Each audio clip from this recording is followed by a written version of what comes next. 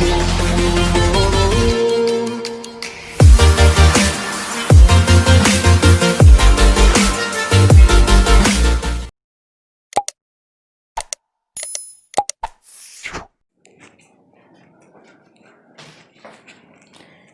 साथियों, Suryanagari unique classes के YouTube channel पे मैं आपका हार्दिक स्वागत अभिनंदन करती हूँ। मैं उर्मिला राठी।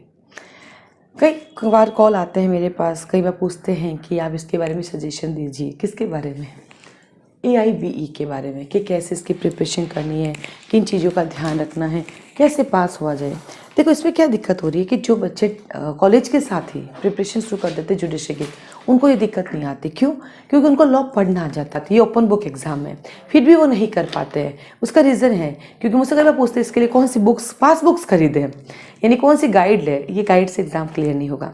तो ये वो उन बच्चों के लिए ईजी है जो अपने कॉलेज के साथ ही जुडिशरी की प्रिपरेशन कर लेते हैं। उनके लिए तो पहली बार में वो निकल जाते हैं, क्योंकि उनको वैसे सब कुछ याद होता है, अन्यथा उनको बैरेक खोल के उस आंसर को ढूंढना ईजी हो जाता है। लेकिन जो बच्चे एक रात पढ़ के एग्ज़ाम देते हैं, उनके लिए एग्ज़ाम थोड़ा मुश्किल होता है। मैं ऐसे कई लोगों को जानती हूँ जिन्होंने एग्ज़ाम 3-4 बार दे दिया है। 3-4 नहीं, 2 से 3 बार देने का जितना ऑप्शन है, मतलब 2 या 3 बार ही दे सकते हैं इसको। क्योंकि मेरे एक भैया, वो हमेशा मुझे कहते थे कि आप मुझे पास करवा लो। मैंने कहा नहीं, मैं कॉलेज में ड्यूटी नहीं ले सकती, मेरे पास अब समय ही नहीं है। तो मैं उनको मैंने एक ट्रिक दी कि आपको कैसे पास होना। लास्ट मुझे लगता है उनका क्लियर हो गया। तो मैंने उनको बताया कि ढूंढना कैसे है, क्योंकि उनको ये नहीं पता ढूंढना का, ओपन बुक होके भी ढूंढना नहीं आता है। तो आज सबसे पहले तो इसकी कोई गाइड मत लाओ। पढ़ना के टाइम आपके पास है नहीं, और जो जुडिशरी की प्रिपरेशन करे उनके पास वैसे इतनी प्रिपरेशन है। तो फिर क्या करें? तो क्या करना, इन सब्जेक्ट के बैरेक लेके आओ। क्या लेके आओ कि बैरेक, जैसे कॉन्स्टिट्यूशन का बैरेक ले लो, बट ये आधा ही आएगा, ठीक है, आधा काम आएगा, क्योंकि बैरेक में आधी चीज़ें आएगी। फिर बाकी तो केस लॉज आएंगे। देखो, छोटा सा राइटर है, आधा, ठीक है, तो आधा तो बैरेक काम आ जाएगा। अब केस लॉज अब कहाँ ढूंढोगे, इसलिए इग्नोर कर दो। अपने को सिर्फ पास होना है, फर्स्ट तो नहीं आना ना, पास होना है, ठीक है। IPC का बैरेक ले आओ, CRPC का बैरेक, CPC का बैरेक, एविडेंस का बैरेक, आर्बिट्रेशन का बैरेक। पर ये भी आधा ही काम आएगा, क्योंकि आर्बिट्रेशन में केस लॉ के क्वेश्चन आ जाते हैं, तो आधा बैरेक काम आएगा। फैमिली लॉ के बैरेक ले आओ। मुस्लिम लॉ में क्या करोगे, मुस्लिम लॉ भी आता है ना। मुस्लिम लॉ में आप अकील अहमद की बुक ले आओ, तो वो आपको डायरेक्ट दिख जाएगी। एग्जाम में कोई सवाल पूछेंगे ना, आप टॉपिक पे जाओगे तो वहाँ पे आंसर दिख जाएगा। PIL छोड़ दो, क्योंकि टाइम नहीं है आपके पास, ठीक है। एडमिनिस्ट्रेटिव लॉ छोड़ दो, ये भी आप नहीं कर पाएंगे। एथिक्स की एक ना, कॉलेज में पढ़ते तो एथिक्स की बुक आती है, वो ले आओ। उस बुक से आपका काम हो जाएगा, जो सवाल पूछेंगे आप ढूंढ सकोगे उस बुक्स के अंदर, ठीक है। कंपनी लॉ छोड़ दो, एनवायरमेंटल लॉ छोड़ दो, साइबर लॉ छोड़ दो, लेबर लॉ के बैरेक ले आओ, ठीक है। टॉट के अंदर एक बांगे की बुक ले आओ, वो हाथ तक आपको आंसर दे देगी, जहाँ वो आपसे पूछेंगे ना उसमें मिल जाएगा। MA एक्ट का एक्ट ले आओ, बैरेक यानी बैरेक ले आओ, इसका बैरेक ले आओ। कंज्यूमर प्रोटेक्शन का बैरेक ले आओ। टैक्सेशन छोड़ दो, क्योंकि हम सबके चक्कर में पास होने वाले नंबर भी चले जाते हैं, ठीक है। कॉन्ट्रैक्ट का बैरेक ले आओ, SRA का बैरेक ले आओ, TP का बैरेक ले आओ, लैंड एक्विजिशन एक्ट बैरेक ले आओ, IPR छोड़ दो। यानी जो मैंने छोड़ने के लिए कहा उनकी कोई बुक नहीं लानी है, बाकी सबके लेकर आपको अपने एग्जाम में जानी है। आप इजी में ढूंढ पाओगे। अब second option, most of all the above answer होते हैं, तो आप D पे टिक कर दिया करो, ऑल द अबव, ठीक है। तो आपका फिर सही हो जाएगा। अपने को पास होना है, पास हो जाओगे, मेरी गारंटी है। इतना कर लो, क्योंकि हम क्या करते हैं, थैला भर के ले जाते हैं, ढूंढ ही नहीं पाते। एक हम सबसे बड़ी गलती है, गाइड लेके चले जाते हैं। गाइड में कैसे ढूंढोगे? गाइड तो शॉर्टकट बनी हुई होती है ना, गाइड का मतलब ही वो शॉर्टकट है ना। तो फुल कट लेना पड़ेगा, तो इसके लिए जानी पड़ेगी। आप क्लियर हो जाओगे, मेरी गारंटी। और जिसमें ऑल ऑफ द अबव है, उसमें बिना सोचे all of the above answer लगा देना, ठीक है। इसके अलावा क्या, अब ऑल ऑफ द अबव भी नहीं है, जैसे एग्जाम्पल टैक्सेशन के 5 क्वेश्चन आ गए या 3 क्वेश्चन आ गए, तो क्या करोगे? एडमिनिस्ट्रेटिव लॉ में एक फ़ायदा है कि कॉन्स्टिट्यूशन है, तो आपकी रूटीन जिंदगी में पढ़ा हुआ ही है, फिर भी गड़बड़ होती, कुछ ना समझ आए। अब क्या करें लास्ट, कि भाई सब ढूंढ लिया, जितना करना था कर लिया। मेरे मान लीजिए 100 सवाल थे, 100 में से मेरे 70 सवाल हो गए, अभी भी 30 बच रहे हैं। 30 में से ऑल ऑफ द अबव वाले ढूंढ लिया, अभी भी 20 बच रहे हैं। तो इस 20 में या तो A या B या C या D, चारों में से एक ऑप्शन लगाना है, क्योंकि 20 में से फिर 5 से हो जाएंगे, 6 से हो जाएंगे। हम क्या करते हैं, ABCD सब खराब हो जाता है। अगर आप एक ही ऑप्शन फुलफिल करोगे उसके अंदर, तो क्या हो जाएगा, आपके 20 में से चांसेस हो जाएंगे 5 से होने के, 6 से होने के। ये सब इसलिए फ़ायदा है क्योंकि अभी कोई माइनस मार्किंग नहीं है। क्या पता आने वाले दिनों में बार काउंसिल कहेंगे हमें अच्छे एडवोकेट चाहिए, तो इसमें भी करेक्शन कर देंगे। तो जिनके बाकी हैं, जिनके ड्यू है, जिनके बकाया हैं, वो जल्दी से एग्ज़ाम निकालें, क्योंकि इस एग्ज़ाम की फ़ीस भी बहुत बढ़ी है ना। तो एग्ज़ाम तो अक्सर फ़ोन आते हैं, इसके लिए कोई ट्रिक दीजिए। तो मैंने कहा आज चलो आपके लिए ट्रिक बनाते हैं।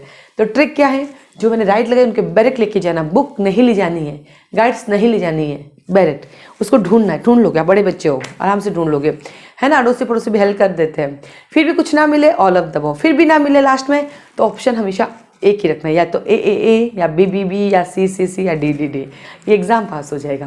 क्योंकि देखो जब हमारा आया था, मैंने 2008 में लॉ किया, तो उस समय जरूरी नहीं था, 2009 के बाद स्टार्ट हुआ, तो हम बच गए थे, हम एग्ज़ाम नहीं देना पड़ा। एग्ज़ाम होता तो भी क्लियर हो जाता।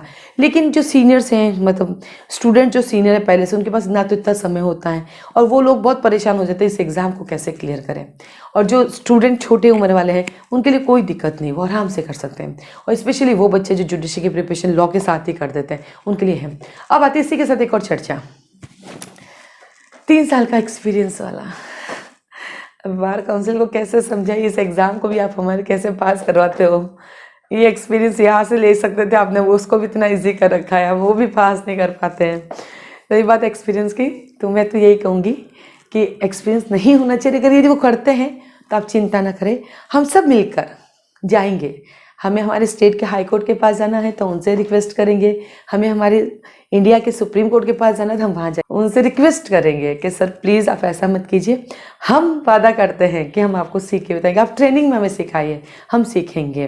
क्योंकि थोड़ा सा एटीट्यूड की बात आ जाती है, पोस्ट मिलने के बाद थोड़ा सा कहीं ना कहीं हुआ होगा, अन्यथा ये बात नहीं उठती।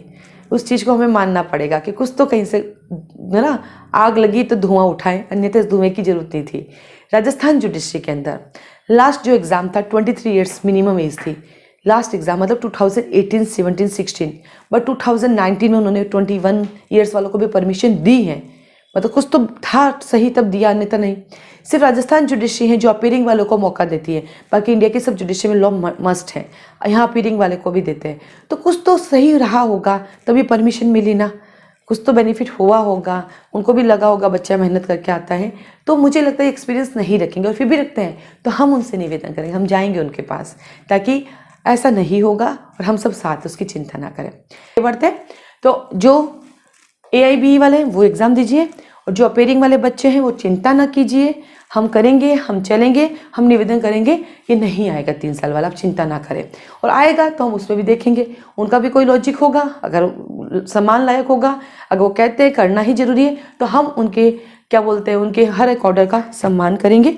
अगर उनमें कुछ उनको लॉजिक लग रहा है तो हम आर्ग्यू नहीं करेंगे, कोई बात नहीं, हम अच्छी वकालत करेंगे।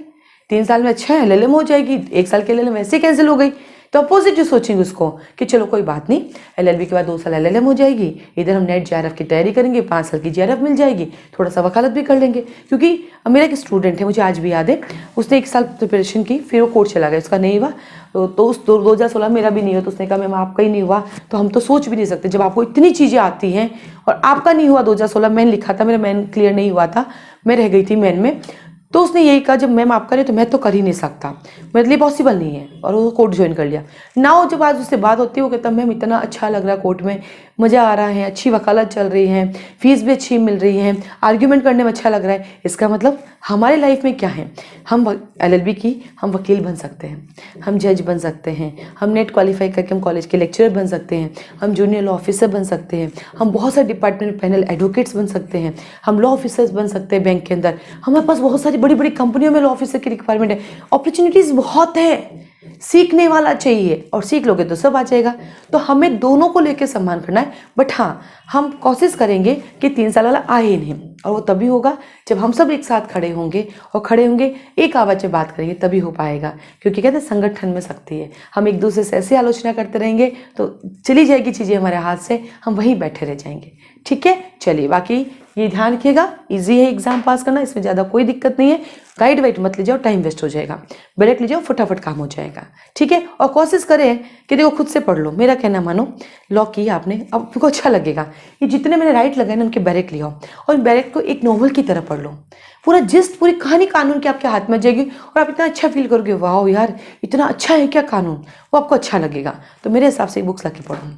ठीक है, चलिए आज के लिए धन्यवाद, ध्यान रखिएगा अपना, है ना।